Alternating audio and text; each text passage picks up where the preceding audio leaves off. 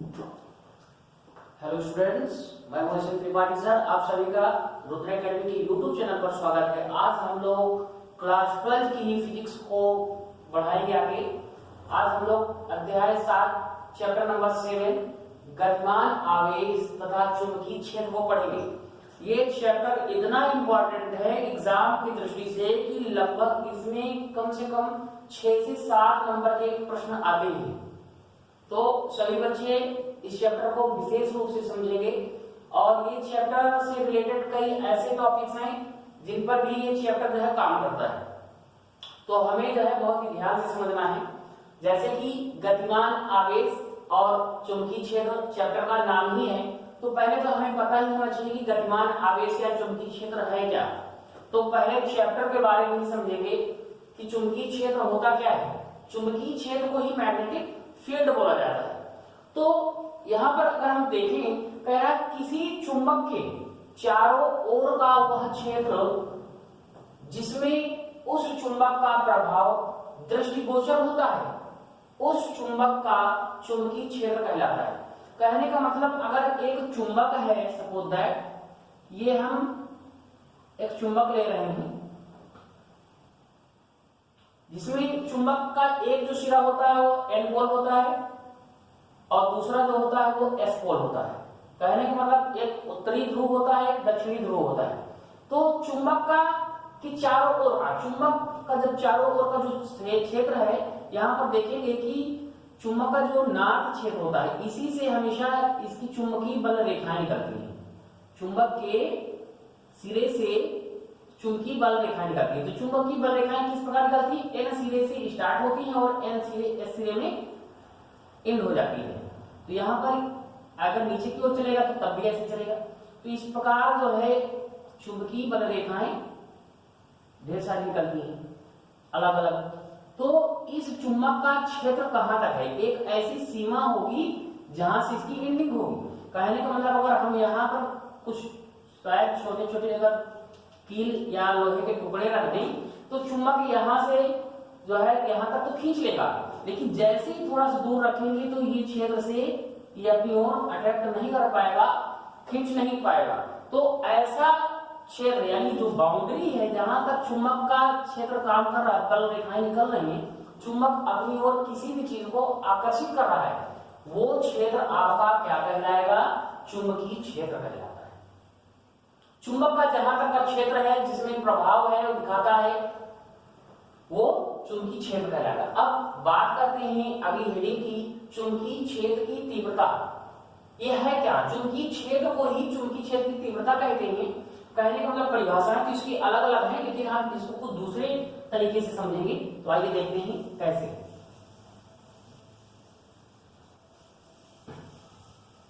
तो अगर इस टॉपिक को समझना है तो बीच में स्किप मत करिएगा और वीडियो को छोड़िएगा मत। ये 100% बिल्कुल क्लियर होने वाला टॉपिक है, लास्ट तक बने रहेंगे। बहुत सारी चीजें ऐसी बताने वाले हैं हम जिससे आपका काफी जो है फायदा होने वाला है, इसलिए वीडियो को बिल्कुल बंद मत करिएगा, लास्ट तक देखते रहिएगा। आगे समझेंगे परिभाषा के अनुसार। पहले कह रहा है यदि किसी कुंडली का, अब बात आती है कुंडली की।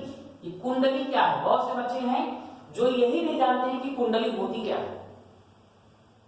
तो कुंडली बता देना चाहता हूं कि कुंडली का मतलब यह है कि अगर कोई एक वायर लिया जाए, तार लिया जाए, उसको लपेट करके कोई एक सर्किल फॉर्म में, यानी मतलब कि गोलाकार वृत्ताकार फॉर्म में कई उसके राउंड लगाए जाए,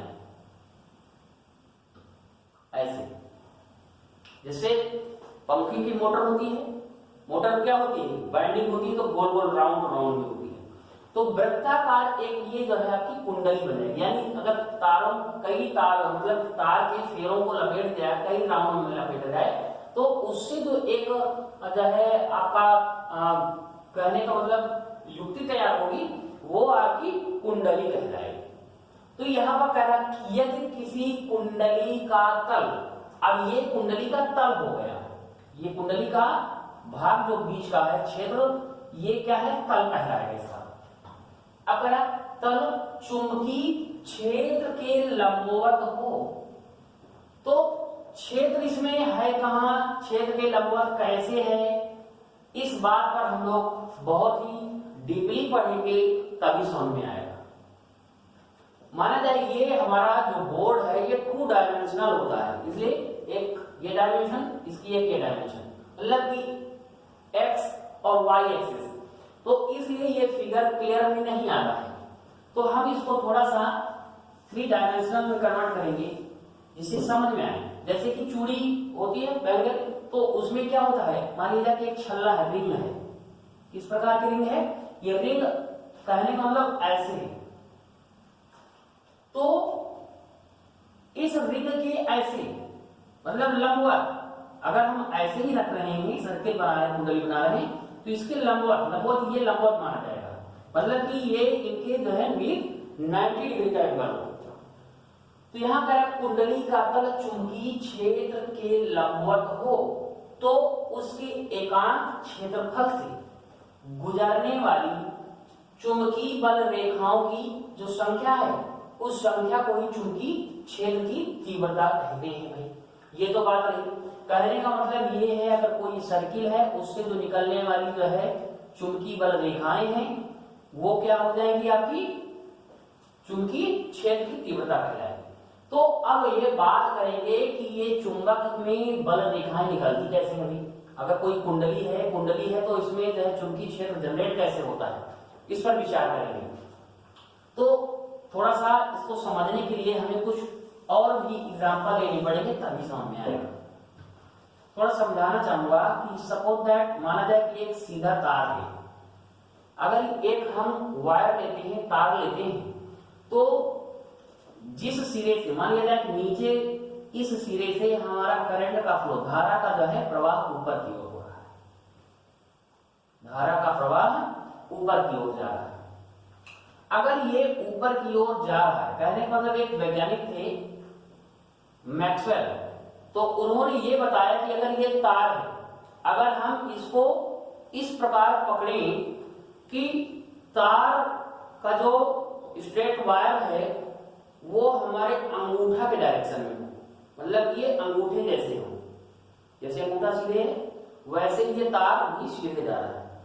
अब जो हमारी और उंगलियां हैं वो देख रहे हैं कि मुड़ी हुई है, तो अगर स्ट्रेट वायर है इस प्रकार से, तो इस स्ट्रेट वायर में इस प्रकार से राउंड में चुंबकीय बल रेखाएं निकलती हैं।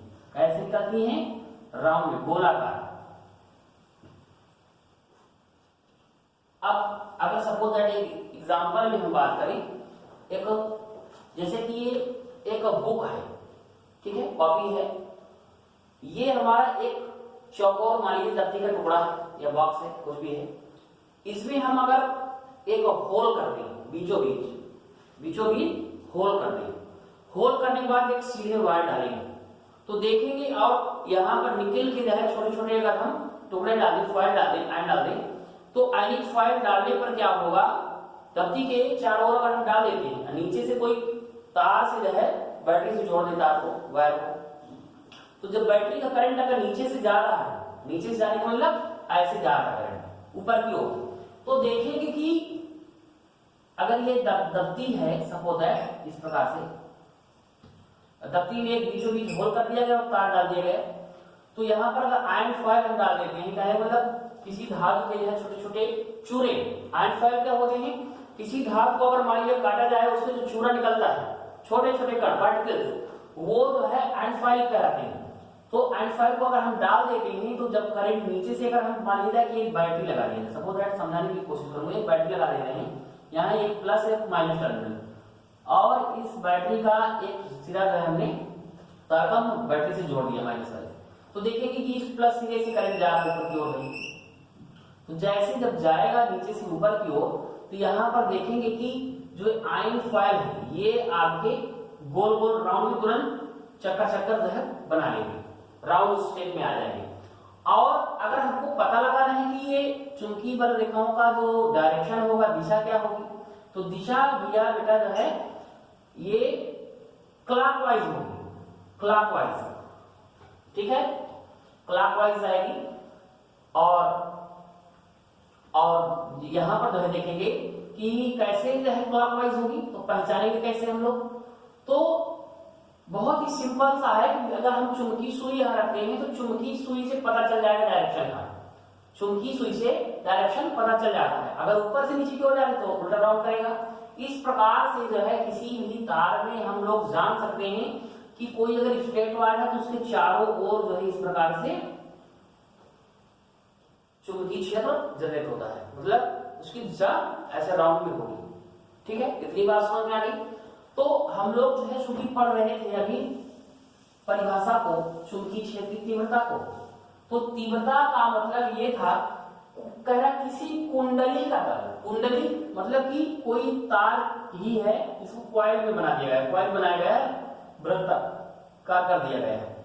अब अगर हम इस तार के छोटे से भाग की बात करें, अगर हम इस छोटे से भाग की बात करें, एक स्ट्रेट वायर बनाएंगे, क्योंकि जब ये राउंड में है तो ये स्ट्रेट नहीं है, तो इसलिए हम इसमें चुंबकीय बल को पता नहीं लगा पाएंगे। कैसे? अगर एक छोटे से अल्पांश भाग को लें तो यहां भी देखेंगे कि ये सीधा वायर है, अगर करंट का फ्लो ऐसे जा रहा है तो इसमें जो है इस प्रकार से जो है इसके राउंड में भी ऐसे छोटे से, अगर छोटा सा टुकड़ा इतना मान लीजिए तार का हुआ तो इसके कैसे राउंड में ही चुंबकीय बल रेखाएं निकलेंगी। तो इस प्रकार से जब रेखाएं निकलेंगी तो देखेंगे कि ये लंबवत, यानी जो तीव्रता होगी केंद्र से लंबवत होगी, यानी परपेंडिकुलर डायरेक्शन में 90 डिग्री का एंगल बनाएगी। तो यही हमारा जो है क्षेत्र की तीव्रता कहलाती है। यानी परिभाषा फिर समझेंगे, कह रहा है यदि किसी कुंडली का तल चुंबकीय क्षेत्र के लंबवत हो, किसका तल? कुंडली का। कुंडली ये हमारी कॉइल हुई कुंडली है और कुंडली का तल कैसा है? चुंबकीय क्षेत्र के लंबवत हो। तो देख रहे हैं चुंबकीय क्षेत्र, ये हमारा ये चुंबकीय क्षेत्र है मान लीजिए। क्यों? चूंकि ऐसा राउंड में चल रहे हैं तो राउंड मतलब ऊपर। अब चूंकि 2 डायमेंशनल है बोर्ड हमारा, इसलिए इसमें 3D डायमेंशन से नहीं एक्सपेक्ट कर सकते हैं। ठीक है, तो इस प्रकार जो है यहाँ पर जो है इसका डायरेक्शन ऊपर की ओर होगा, तो केंद्र की ओर लंबवत, यानी मतलब इनके बीच में 90 डिग्री का एंगल बनाने वाली होगी। ठीक है, तो कह रहा कि चुंबकीय क्षेत्र के लंबवत हो तो उसके एकांक क्षेत्रफल से, एकांक क्षेत्रफल का मतलब एक निश्चित क्षेत्रफल से, मतलब कि यहाँ से पूरे से कितना क्षेत्रफल से गुजरने वाली चुंबकीय बल रेखाओं की संख्या, जितनी भी चुंबकीय बल रेखाएं होंगी उनकी जो संख्या है उसी संख्या को चुंबकीय क्षेत्र की तीव्रता कहा जाता है। आशा करता हूं कि बिल्कुल समझ में आया होगा, तो इसको आप लोग नोट कर लीजिए। आगे हम पढ़ेंगे इसी से रिलेटेड चुंबकीय फ्लक्स को। ठीक है, नोट कर लीजिए। हाँ, अगली हेडिंग हमारी चुंबकीय फ्लक्स, तो इसका जो सिंबल है वो 5 से डिनोट इसी करते हैं। अभी हम लोगों ने पढ़ा कि चुंबकीय क्षेत्र की तीव्रता का फार्मूला क्या होता है, तो बी सिंबल हमने माना था। चूंकि जो बल रेखाएं हैं और जो जिस क्षेत्र से निकल रही जिस क्षेत्रफल से, उनका जो अनुपात होता है वही चुंबकीय क्षेत्र की तीव्रता होती है। तो चुंबकीय क्षेत्र की अगर तीव्रता का ये फार्मूला बन रहा है तो हम देखेंगे फाई निकालना हो तो बी का ए में मल्टीप्लाई हो जाएगा या ए का बी में मल्टीप्लाई होगा, यानी फाई ए भी हो जाएगा। तो कहने का मतलब क्या है कि जो किसी भी क्षेत्रफल से जो निकलने वाली विद्युत बल चुंबकीय बल रेखाएं हैं, जो क्षेत्र की तीव्रता थी उनका गुणनफल ही विद्युत फ्लक्स कहलाता है, चुंबकीय फ्लक्स कहलाता है। कहने का मतलब अगर हम इसको भाषा में लिखें कैसे, तो यदि कह रहा है कुंडली का तल चुंबकीय क्षेत्र के लंबवत हो। अभी हमने पढ़ा भी कि चुंबकीय क्षेत्र के किस प्रकार से कुंडली का तल लंबवत होता है। तो कुंडली के क्षेत्रफल, जो कुंडली का क्षेत्रफल था, मतलब कि कुंडली कितनी बड़ी है, अब बड़ी होगी भाई, बड़ी होगी तो ज्यादा मात्रा में इससे जो है फ्लक्स जो है चुंबकीय क्षेत्र जनरेट होगा। तो कह रहा है कुंडली के क्षेत्रफल और चुंबकीय क्षेत्र की तीव्रता के गुणनफल को चुंबकीय फ्लक्स कहते हैं।